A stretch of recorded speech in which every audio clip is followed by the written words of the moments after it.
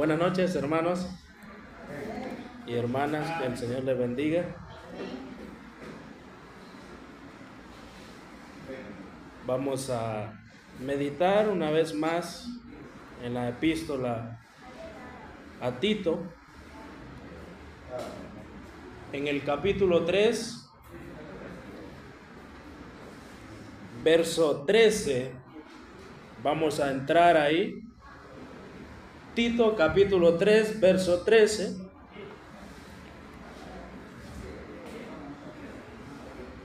Antes de leer, recordemos que miramos a Artemas, amén, el colaborador de Pablo, ese hombre, el siervo invisible. Miramos a Tíquico, el viajero incansable, otro colaborador de Pablo, posibles hombres que llegaron a cubrir a Tito a la isla de Creta. Pero Pablo en el verso 13 menciona dos colaboradores más y dice su palabra: a Zenas, intérprete de la ley, y a Apolos, encamínales con solicitud, de modo que nada les falte. Vamos a orar. Padre, te damos gracias, Señor, por permitirnos poder estar una vez más aquí. Gracias por la presencia de mis hermanos, Señor, bendígalos enormemente. Que todo lo que se está haciendo aquí, Señor, sea para darte la honra y la gloria, Padre, porque solo tú lo mereces, Señor. Gracias por tu amor, por tu misericordia, que nuevas son cada mañana, Señor. Gracias por guardarnos, por darnos salud, Señor, por darnos la oportunidad de poderte servir abiertamente, Padre. Gracias, Señor, por todo lo que se ha hecho.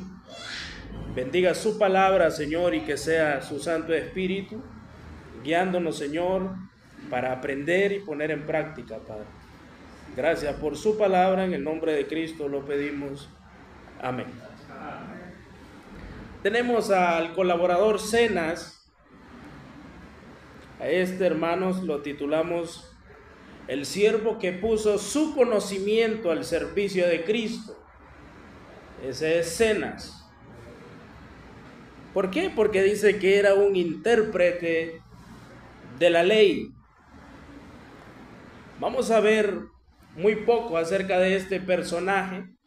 También es en el único libro o en la única parte donde se menciona. Pero me llama la atención, hermanos, el significado de su nombre, Zenas. En griego significa dotado por Zeus. ¿Saben quién es Zeus? El dios Zeus, amén, el dios falso.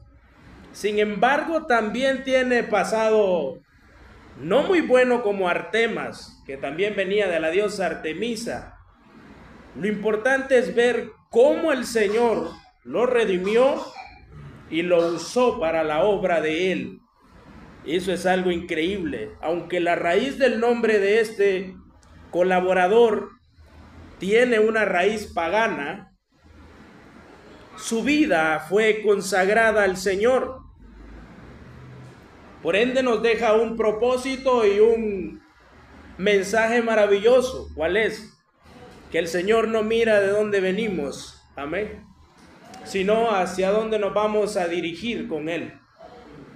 En pocas palabras, su pasado no importa si usted quiere servir al Señor.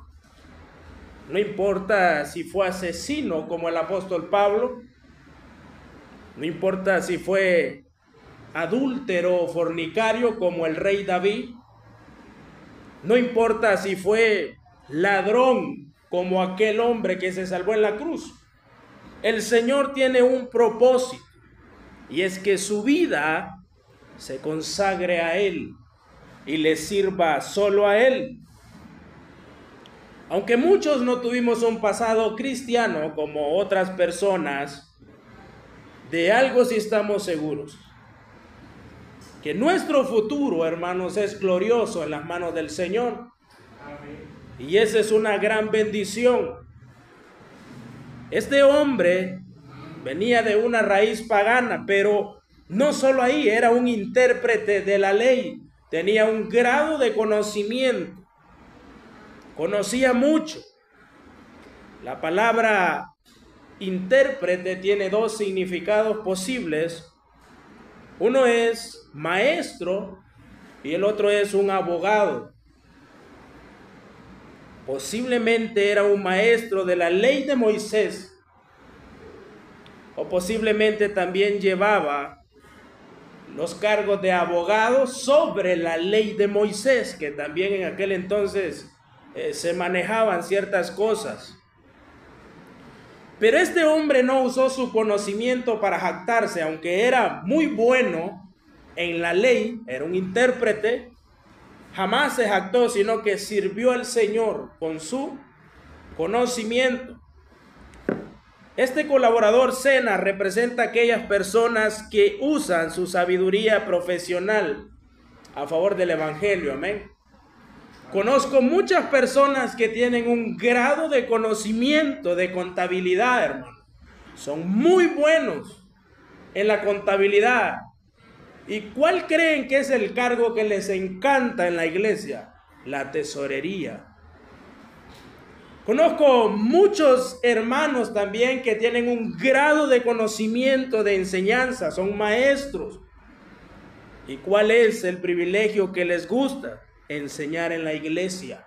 El conocimiento tiene que ser para el Señor y solo para el Señor. Su conocimiento, su sabiduría, tiene que darla al Señor. ¿Por qué? Porque el Señor le va a santificar cuando esté bajo la esclavitud de Él.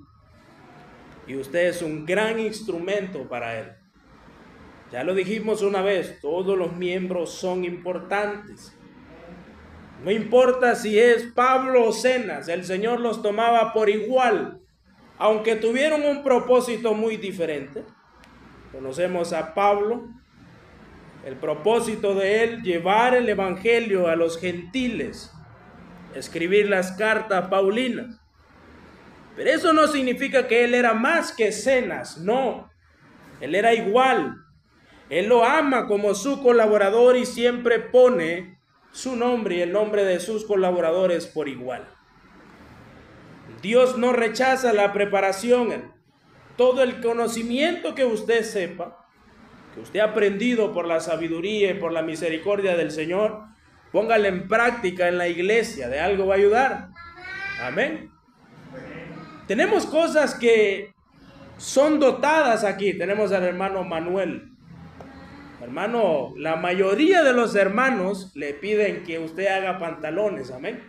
Su conocimiento lo está dando para el Señor, amén. Tenemos a mi tío Pedro, de igual forma, eléctrico. ¿Qué hace? Bueno, ayuda en la obra con la electricidad. Y tenemos ciertas personas más, Felicito, que nos ayuda con la tecnología. Todo ese conocimiento, qué maravilloso es dárselo al Señor, amén. Todo ese tipo de cosas. Tenemos a las hermanas que preparan el pan, que preparan el vino, también su conocimiento. No todos tienen los mismos roles, hermano, pero todos somos importantes en la obra del Señor. Ahí tenemos a Zenas. Su conocimiento era interpretar.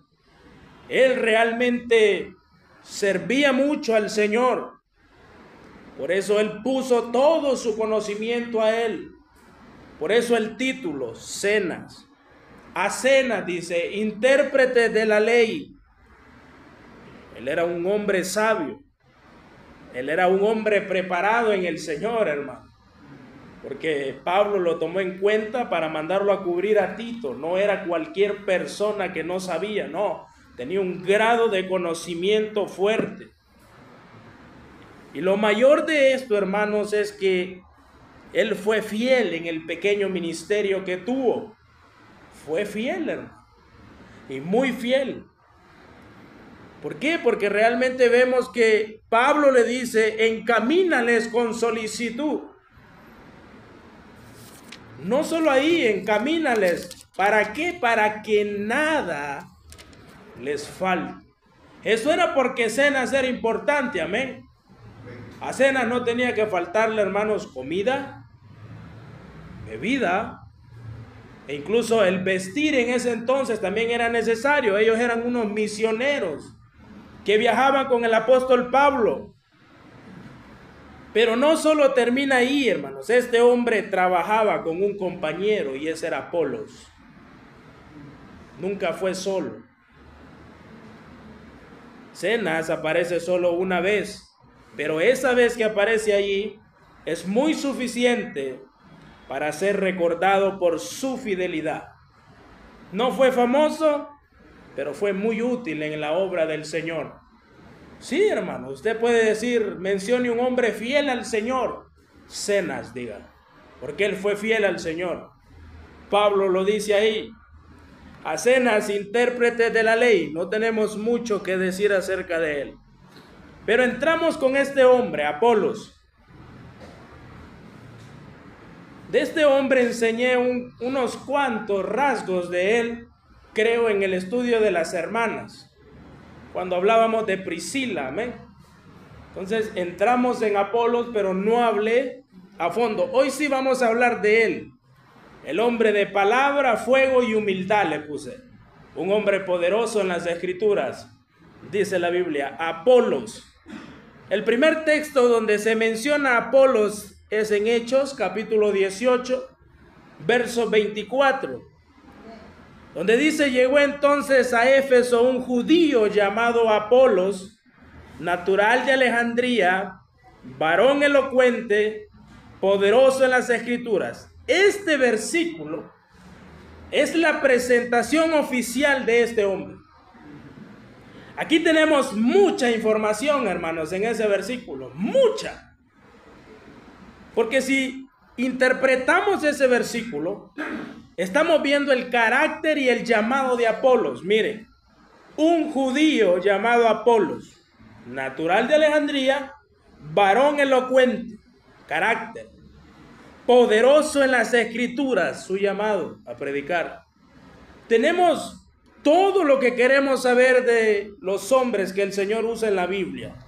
No necesariamente eran hombres ricos, no.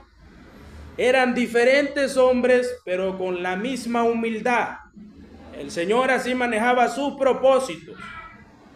El nombre Apolos, derivado del dios griego Apolo, otro más, que tenía un nombre puesto por los paganos, por ese dios Apolo, que significa perteneciente a Apolo. Ese era Apolos. Aunque su nombre también viene del paganismo griego, Apolos, y es lo más importante, fue transformado por el poder de Dios. ¿Por qué? Porque en la era antigua, hermanos, los dioses abundaban al igual que hoy. Era exagerado los dioses ajenos que habían o dioses falsos. Y era exagerado, hermano. Ahorita es que se han inventado un montón. Pero los famosos de antes eran esos: Zeus, Apolo, Artemisa e incluso el dios Ar. No sé si lo conocen, el dios de Egipto, el dios del sol, que servían ellos. Todos esos dioses querían entrar por medio de Satanás en el propósito del Señor, pero el Señor es muy poderoso, hermano. El Señor arrebata toda idea de Satanás y la convierte a él. Tenemos hombres con pasados fuertes, pero que ahora y en el tiempo antiguo sirvieron y sirven al Señor, amén. Conozco un amigo mío, hermano, si no es broma, que le pusieron por nombre Satán, de un anime que lo miré mucho tiempo, Goku. Había un hombre que se llamaba Satán, Mr. Satán, y yo pensé que no había alguien llamado así, pero sí hay, Satán, que si ustedes ven viene de la raíz Satanás, un poderoso significado fuerte de los más perversos, pero él está sirviendo en una obra misionera. ¿Por qué? Por el poder del Señor, porque Dios realmente nos convierte, hermanos, y de verdad. El Señor cambia el corazón, cambia el panorama. Aunque el pasado sea feo, el futuro será mejor. Con el Señor cambia todo eso. Tenemos a Apolos. Vemos dónde comenzó su historia. Vemos el significado de su nombre y el origen de él. Era de Alejandría, un judío. Alejandría era en Egipto, hermanos. Era una ciudad famosa por su gran biblioteca y centro de filosofía griega y judaica. Allí vivía una gran comunidad judía muy instruida, donde se había traducido, según el historiador Josefo, la Septuaginta, la Biblia hebrea, al griego. Esa es historia, donde había mucha filosofía. Por lo tanto, no era normal. ¿Por qué? Porque de ahí salió un hombre llamado Apolos, que dice poderoso en las escrituras, porque ahí había aprendido, hermanos, él. Todo eso, era judío de nacimiento, Apolos, era griego de educación y era cristiano por conversión. ¿Estamos? Ese era Apolos, un hombre fuerte y poderoso en la palabra del Señor. Esto explica por qué era tan elocuente y conocedor de las escrituras, porque fue formado intelectualmente, pero lo más importante, fue tocado espiritualmente. No importa lo que supiera, si alguien no tiene el Espíritu Santo, hermanos, entonces la enseñanza, dice Pablo, es basura. Todo lo tomo por basura, dice Pablo, por causa de mi Señor. No importa, todo lo dejo atrás. Si su pasado es bueno y no tiene a Cristo, es basura, hermano. Y si su pasado fue muy malo y sigue a Cristo, ahora su futuro será mucho mejor en gloria. El Señor le va a ayudar en todos los aspectos. Miremos el carácter de este hombre Apolos, varón elocuente, que significa un hombre instruido y poderoso. Varón elocuente, que en otras palabras y en griego significa un varón sabio, un varón culto, alguien que tiene un pensamiento en orden, que sabe cómo actuar, que sabe cómo hablar. Ese era Apolos. Y no solo ahí, hermano, poderoso en las escrituras. ¿Qué significa? Significa que él era capaz de enseñar cualquier cosa en ese entonces. Era un hombre de autoridad, era un hombre lleno de poder por medio del Señor que le dio el propósito. Apolos no solo sabía hablar bien, hermano, sino que dominaba el contenido de la palabra de Dios. Pero no toda, ya vamos a ver. Él era muy elocuente, él era muy sabio, él era un predicador que combinaba todo el conocimiento que él tenía y el poder espiritual para poder enseñar. En Hechos, capítulo 18, verso 25, dice: este había sido instruido en el camino del Señor, y siendo de espíritu fervoroso, hablaba y enseñaba diligentemente lo concerniente al Señor. Este era un hombre apasionado. Era un hombre que enseñaba con convicción lo que conocía. Este era alguien muy bueno, hermanos, un maestro. Pero tenía una limitación. Él tenía una limitación, aunque sabía mucho. Era poderoso en las escrituras, dice Pablo, pero tenía una limitación, dice, aunque solamente conocía el bautismo de Juan. Esto significa que Apolos había oído el mensaje de Juan el Bautista, el arrepentimiento y la preparación del camino para el Mesías. Era lo que predicaba Juan, el bautismo de arrepentimiento, amén. Eso hablaba Juan el Bautista, eso conocía Apolos, pero aún no conocía la obra redentora de Cristo. No conocía el Espíritu Santo. La iglesia de Éfeso ni siquiera sabían, cuando Pablo llegó, ni siquiera sabemos, dice, qué es el Espíritu Santo. Ellos eran limitados en palabra. Apolo representa a muchos creyentes hoy en día, que tienen un conocimiento muy sincero, hermanos, que saben bastante, que quieren amar a Dios aún más, pero que lamentablemente les falta por aprender mucho de la palabra del Señor.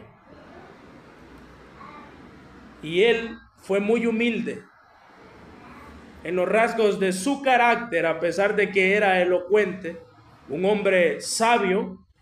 Él era humilde porque él recibió corrección y él jamás se molestó, hermano, sino que la corrección ayudó a que él creciera en el ministerio del Señor.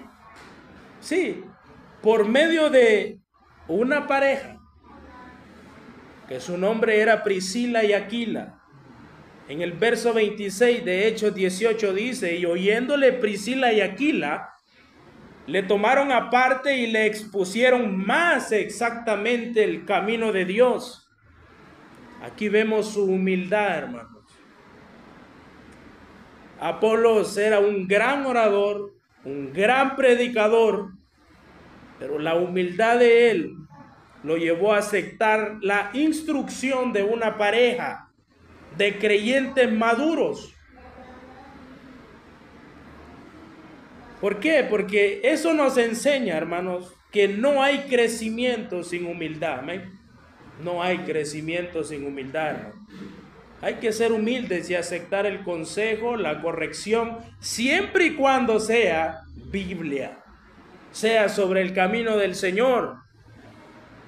El conocimiento sin corrección se vuelve en orgullo ante muchas personas.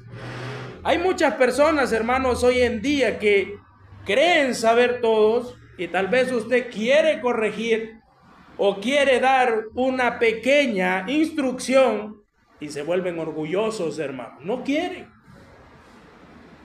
hermanos. Y sin la humildad no vamos a crecer espiritualmente. Apolos, como era humilde, creció, y por eso Pablo lo tomaba en cuenta y decía, tú también vas a estar en la isla de Creta. ¿Por qué? Recordemos el pasado de la isla de Creta, rebeldes, que eran como bestias, que se comían, mentirosísimos, servían a un dios falso, hermano, a Zeus. Entonces Apolos tenía que estar ahí. ¿Por qué? Porque era poderoso en las escrituras. Necesitaban un varón sabio que enseñara y no le tuviera miedo a nada. Ahí estaba Apolos, porque Dios promueve, hermanos, a los que aceptan ser enseñados. A esos promueve el Señor. Bueno, pero no termina ahí, hermano. Después de la corrección de Priscila y Aquila, el Señor le brinda un ministerio a Apolos, un ministerio muy maravilloso que iba a ir a Corinto, a la isla de Corinto o a la iglesia. En Hechos capítulo 18, verso 27 dice, y queriendo él pasar a Acaya, los hermanos le animaron y ayudó mucho a los que por gracia habían creído en Acaya, especialmente una isla o ciudad de Corinto. Apolo se convirtió en un gran maestro y defensor de la fe. ¿Por qué? Porque miren el verso 28 lo que dice. Porque con gran vehemencia refutaba públicamente a los judíos, demostrando por las escrituras que Jesús era el Cristo. Un hombre poderoso, eso era un hombre capaz de refutar y de enseñar lo que realmente era la Biblia. Posiblemente el conocimiento que le mostró Priscila y Aquila le ayudó mucho a él para seguir avanzando en la obra. Miren, la última parte de ese versículo dice, demostrando por las escrituras. Él, hermanos, estaba demostrando, usaba el conocimiento que los apóstoles habían enseñado. ¿Recuerdan lo que Tito enseñó? No cambien la enseñanza. Esa es la que los apóstoles han dado. Créanla, amen la enseñanza, porque esa es la que el Señor desde un principio dio, y es aquel que no miente. Esa es la palabra del Señor. Ahí estaba Apolos. Y en Corinto, hermanos, en la iglesia, él era muy famoso. Miren, llegó a ser un líder poderoso, hermanos, ahí.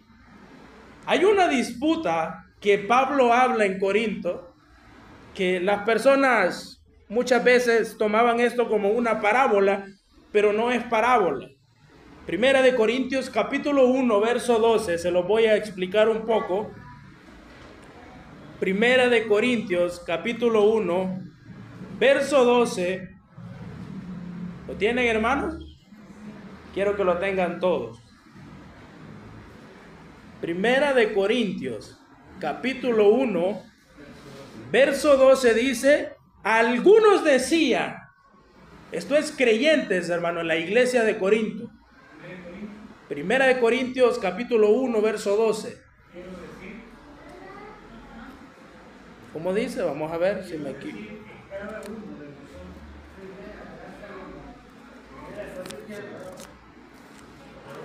Vamos a ver, hermano.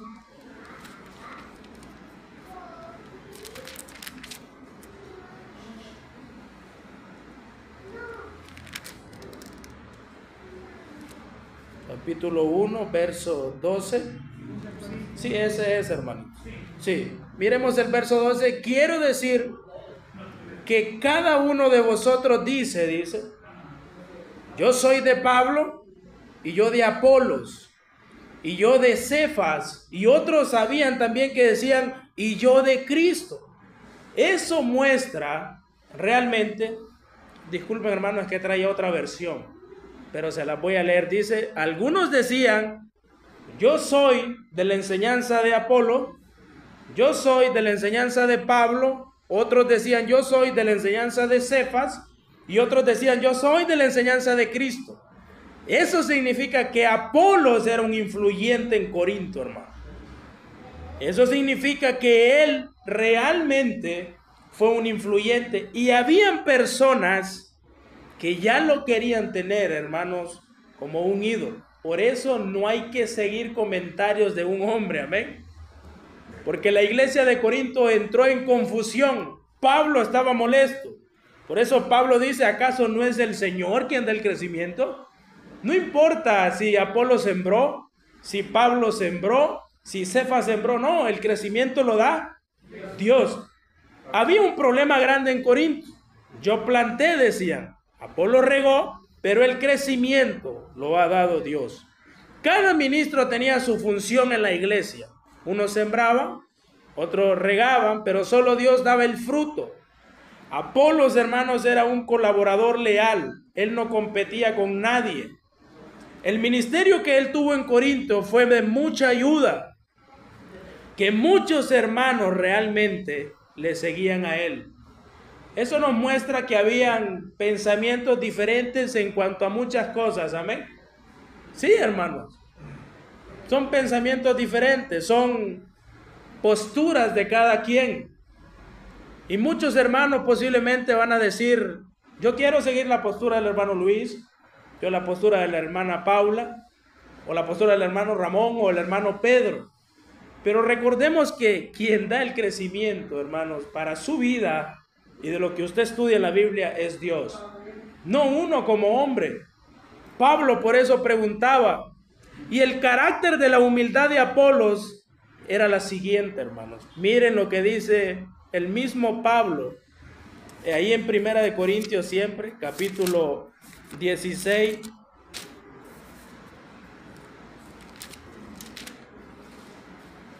En el verso 12, miren, hermanos, lo que dice al final de la carta.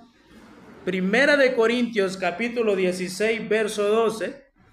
Dice, acerca del hermano Apolos, mucho le rogué que fuese a vosotros con los hermanos, mas de ninguna manera tuvo voluntad de ir por ahora, pero irá cuando tenga oportunidad.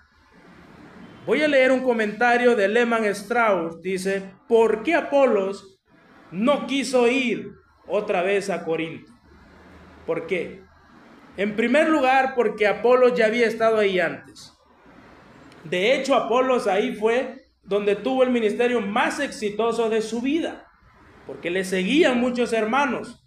Pero ¿por qué realmente no fue? Pablo dice, yo le rogué a él que fuera, pero él, por voluntad de él, no quiso ir, sino que irá cuando tenga oportunidad.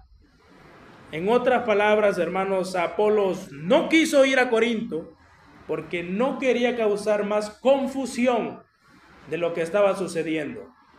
Recordemos que unos creían que él sabía más, o Pedro sabía más, o Pablo sabía más. Eso muestra realmente que él tenía un espíritu de discernimiento y de humildad. Él quería realmente ser un líder maduro, hermano, no ambición. Otro hubiera ido y va a Corinto y dice, sí, yo. Se presenta, pero no. Él no quería eso. Él muestra realmente que es guiado por el Espíritu Santo, hermano. Él muestra y él sabe quién le enseñó a él. Estaba el apóstol Pablo, hermano. Estaba ahí. Realmente estaba Pedro. ¿Quién era Pedro o el apóstol Pablo? Eran grandes hombres. Imagínense la humildad de él. Él actuó con libertad y discernimiento, no por ambición, hermano. Él no actuó así. Él realmente sentía que habían creyentes que lo idolatraban como líder. Por eso él no quiso ir. Él dice, por voluntad mía no voy a ir. Por ahora, dijo, ¿verdad? No sabemos si regresó. Esperamos que sí en el Señor. Pero por ahora, por mientras la división se calme, porque Pablo les da duro en esa carta de Corinto, cuando tenga oportunidad, voy a ir, dice. Ese es un líder maduro, hermanos. Pero lo más importante es que este hombre trabajaba con Artemas, trabajaba con Tíquico, trabajaba con cualquier colaborador que estaba ahí, hermano. Pero Pablo lo presenta en el verso 13 juntos. Él dice a Zenas, intérprete de la ley, y a Apolos. Le dice directamente a Tito, encamínales. Miren esa palabra, encamínales. Es un mandato directo a Tito, que quiere decir guíales por mientras pasen por la isla. Que quiere decir acompáñales por mientras están ahí, o conduce con ellos, provee. En un significado hebreo, provee lo necesario, físicamente y materialmente. Vemos el orden de Pablo en esa carta, encamínales con solicitud, con diligencia, con prontitud, hermano. Algo rápido, no hacerlo esperar, porque ellos estaban allá y quería que Tito se moviera con los otros líderes. Era plural. Ahí está el mandato a la iglesia allá en la isla de Creta. ¿Por qué? Porque el liderazgo local, hermanos, realmente tiene la responsabilidad de organizar cuando viene un misionero, amén, o cuando viene una persona que necesita. Lo hemos visto, aquí lo hemos visto en campañas.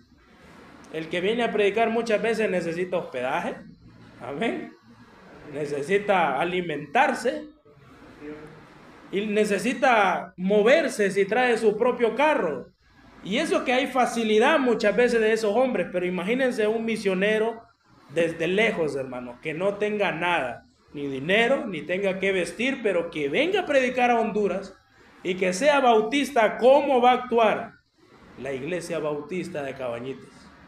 Pablo diría, encamínale con solicitud, encamínale, cubre todos sus gastos. ¿No ha comido? Dale de comer.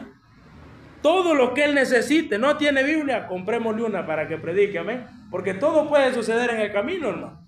Todo puede suceder. El liderazgo en la iglesia debe de facilitar esos viajes muchas veces a personas que se esfuerzan por el evangelio, por predicar al Señor. Ellos tienen que proveer. La iglesia que estaba en la isla de Creta tenía que proveer, tenía que tener un cuidado y un empeño serio, hermano. Pablo dice, encamínales con solicitud. Directamente a Tito. ¿Por qué? Porque Tito era el líder de la iglesia de Creta. Y él tenía que pasar la voz y la palabra a los demás líderes que él había puesto. ¿Por qué Pablo manda eso? Por una sencilla razón. La última parte del versículo 13 lo dice: de modo que nada les falte. En otra versión dice: a fin de que nada les haga falta. Que nada, hermano. ¿Por qué? ¿Saben por qué Pablo mandaba ese tipo de cartas? Y siempre en sus cartas decía: ayuden al hermano, ruego por él, oren por él, porque él va a llegar. Cuando le escribió también a Filemón: recibe a Onésimo con amor. ¿Por qué? Porque él, hermanos, había vivido rechazos muchas veces. Porque él había vivido persecuciones, hermano. Era un hombre que vivió de todo tipo de cosas. Y él lo que quería realmente era demostrar que la iglesia sí tiene amor al prójimo. Que la iglesia tiene que practicar eso. De modo que nada les falte. Era un objetivo práctico. Tenían que evitar que Zenas, que era un intérprete de la ley, un Apolos que experimentaba y predicaba, un hombre que se cansaba por predicar, posiblemente, hermano, realmente cansa, amén. Ese hombre posiblemente se cansaba, necesitaba un descanso, un hombre poderoso en las escrituras, necesitaban dónde dormir, necesitaban comida, necesitaban realmente apoyo espiritual también. ¿Por qué? Por todo lo que andaban viajando. No era fácil. Era una tarea muy difícil para ellos. Y ya había una iglesia dirigida por Tito y los líderes nuevos que había levantado Tito. Amén. Ancianos, diáconos, mujeres y jóvenes que servían al Señor. ¿Cuidando de qué? De todos los mentirosos y bestias de la isla de Creta, hermano. Todas esas personas querían lo malo para los hijos de Dios. Pero Pablo les dice: por favor, hagan a estos hombres fuertes y que nada les haga falta. Zenas, por último, hermanos, como una conclusión, un profesional en interpretar la ley. Posiblemente ley de Moisés, y posiblemente, hermanos, era un abogado que ayudaba en las cuestiones en ese entonces de todo lo que era legal o ilegal. Él tenía esa capacidad. Y tenemos a Apolos, el predicador famoso, poderoso en las escrituras. Representan, hermanos, distintas facetas del servicio cristiano, pero ambos necesitan apoyo, hermanos. Ambos necesitan realmente apoyos. Y por último, un versículo, hermanos, quiero que lo escuchen. Dice Eclesiastés 4, verso 9 y 10: mejores son dos que uno, porque tienen mejor paga de su trabajo. Porque si cayeren, dice, el uno levantará a su compañero. Pero ay del solo, del orgulloso, ¿verdad? Que cree que él todo sabe. Que cuando cayere no habrá segundo que lo levante. Por eso el cristianismo es de compañerismo, hermano. Todos los miembros deben de trabajar juntos y demostrar que hay unión en Cristo Jesús. Amén. Vamos a orar. Padre, te damos gracias, Señor, por permitirnos poder estar una vez más en tu casa de oración. Señor, gracias por tu palabra. Bendígala, Señor, que sea muy buen alimento para nuestras vidas, poder aprender de estos hombres, Señor, que te sirvieron fielmente, a pesar de las circunstancias que habían antes, Señor. Ellos fueron fieles en su ministerio, Padre. Y lo mejor es que nos dan un gran ejemplo de cómo podemos imitar, Señor, el propósito que tú pusiste en la vida de ellos y así aprender cada uno de nosotros, Señor. Bendíganos, Señor, ayúdanos a mostrar nuestro conocimiento. Si sabemos algo, Señor, ayúdanos a poder mejorarlo y practicarlo en tu obra, Señor, que de algo va a servir, Padre. Gracias por el gran privilegio de tenerlos aquí, a cada uno de mis hermanos, Señor, mi persona. Bendíganos enormemente, que podamos llegar a nuestros hogares tranquilamente y en paz. Gracias, te damos por todo, Señor. Toma el control de todo lo que resta. En el nombre poderoso de Cristo lo pedimos. Amén. Que el Señor le bendiga.